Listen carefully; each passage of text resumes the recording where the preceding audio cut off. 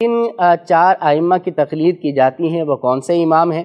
اور کیا ان چاروں کی ہی تقلید ہو سکتی ہے، کسی اور کی نہیں ہو سکتی؟ بعض لوگ اس پر ہو سکتا ہے کہ سوچتے ہوں کہ کیا ایک ہی شخص چاروں کا مقلد ہو سکتا ہے یا نہیں۔ دیکھیں، حقیقی جو حکم ہے وہ ہے اللہ اور اللہ کے رسول کی اطاعت کرنا۔ جو قرآن میں فرمایا گیا، جو حدیث میں فرمایا گیا، اس کی پیروی کرنا، یہ ہے سب سے مرکزی حکم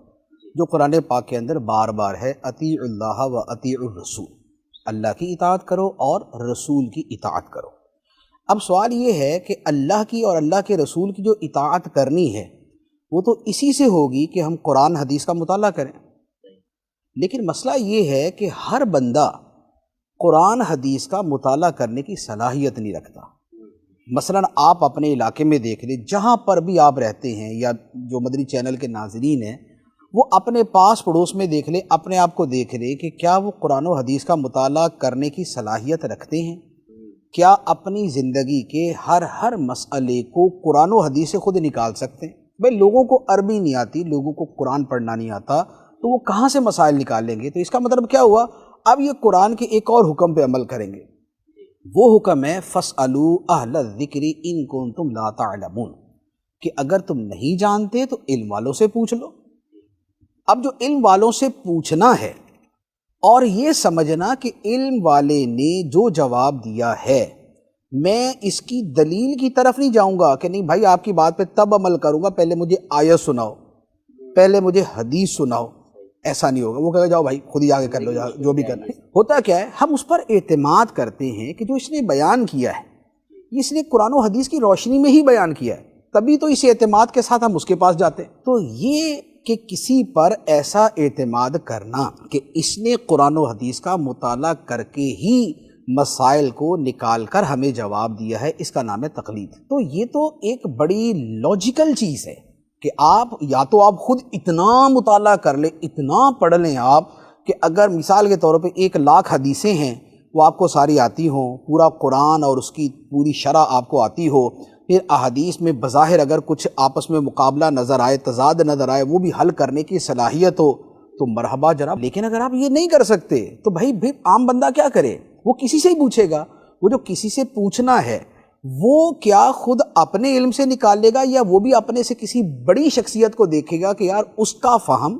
اس کا علم، اس کا مطالعہ، اس کی دین کی سمجھ مجھ سے زیادہ ہے، لہذا میں اس کے کہنے پہ چلوں۔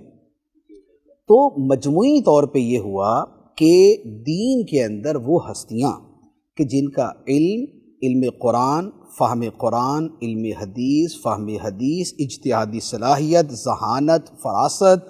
اور تقوی، طہارت، یہ سب چیزیں نہایت نمایاں تھیں، تو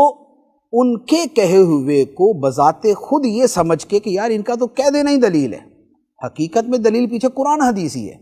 لیکن ان پر ایسا اعتماد ہے کہ بھائی انہوں نے کہہ دیا تو یہ کہنا ہی دلیل ہے، اس کا نام ہے تقلید۔ تو یہ تقلید اس وقت 4 اماموں کی جاتی ہے: نعمان بن ثابت امام ابو حنیفہ، امام مالک بن انس، امام احمد بن حنبل، امام محمد بن ادریس شافعی رحمۃ اللہ تعالی علیہم اجمعین۔ ان سے پہلے اور بھی مجتہد ہوا کرتے تھے، حضرت سفیان ثوری ہیں، حضرت ابو ثور ہیں،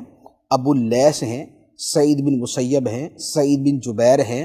اور حضرت سلمان بن یسار ہیں۔ ایک تعداد ہے جنہیں فقہائے مدینہ کہا جاتا ہے، یا اور امام اوزاعی ہیں، امام نخعی ہیں، امام علقمہ ہیں، امام اسود ہیں، یعنی یہ مجتہدین کی ایک تعداد ہے۔ لیکن بات یہ ہے کہ جب ہم نے پورے دین پہ عمل کرنا ہے تو یہ جو دیگر مجتہدین ہیں ان کی ہر مسئلے میں ہمارے پاس ان سے کوئی روایت نہیں ہے۔ یعنی ہم یہ کہیں جی ہم حضرت عبداللہ بن مسعود کی تقلید کریں گے، لیکن ہر مسئلے میں ہم تک ان کی روایت پہنچی نہیں ہے، ان 4 کی پہنچی ہوئی ہے، لہٰذا یہ کامل ہیں کہ ان کی فقہ ہم تک کامل طریقے سے پہنچے، لہٰذا ہم ان کی تقلید کرتے ہیں۔ اب ایک ہی وقت میں ایک کی اس لیے کرتے ہیں کہ بھائی اگر 4 کی یوں کریں گے نا، یا ایک سے زیادہ کی کریں گے تو پھر ان کی تقلید کم ہوگی، نفس کی زیادہ ہوگی، کیونکہ لوگوں میں جتنا دین دیانت ہے وہ تو آپ کو پتہ ہی ہے، سمجھتے کہ لوگوں کو جہاں سہولت نظر آئے کود پڑتے ہیں، یہاں اس نے حلال کہا، وہاں اس نے حلال کہا، وہاں اس نے حلال کہا، وہاں اس نے حلال کہا۔ یہ تو وہ چیز ہے جو ہم اپنے معاشرے میں دیکھتے ہیں، یار اس سے پوچھ کے دیکھ لو، تو ذرا اس سے پوچھ کے دیکھ لو۔ تو اگر یہ چھوٹ ہو نا کہ جو جس کی چاہے کر لے، اگرچہ 4 امام برحق ہیں، لیکن یہ چھوٹ ہو کہ جس کی چاہے تقلید کر لیں تو پھر لوگ جو ہے نا آج حنفی بنے ہوں گے، کل شافعی بنے ہوں گے، پرسوں مالکی، اور 4 دن بعد نا وہ حنبلی بنے ہوئے ہوں گے. تو یہ نفس پرستی ہوگی، یہ قرآن اور حدیث کی پیروی نہیں ہوگی. تو اس لیے یہ علماء نے واجب جو ہے نا اسے قرار دیا ہے کہ کسی ایک کی تقلید کی جائے تاکہ نفس پرستی نہ ہو بلکہ دین پر عمل.